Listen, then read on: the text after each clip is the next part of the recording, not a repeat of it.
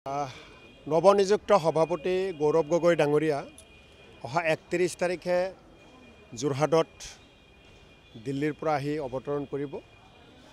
যোৰহাটৰ পৰা তেখেতে তিতাবৰ হৈ নাজিৰা হৈ শিৱসাগৰলৈ যাত্ৰা কৰিব। শিৱসাগৰত ৰাতি কটাব। শিৱসাগৰৰ পৰা 1 তাৰিখে নগাঁৱলৈ যাত্ৰা কৰিব। নগাঁৱত আহি 1 তাৰিখে ৰাতি কটাব।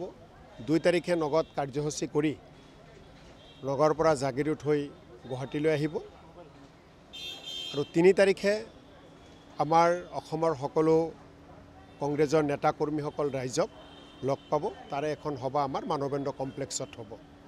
গতিকে আপোনালোকক সংক্ষেপে কাৰ্যসূচীটো ক'লোঁ। ইয়াৰ পিছত আমি কোন স্থানত কেতিয়া পাব সময় লৈ বিতংভাৱে পৰৱৰ্তী সময়খিনিত আপোনালোকক পৰৱৰ্তী সময়ত অৱগত কৰিম।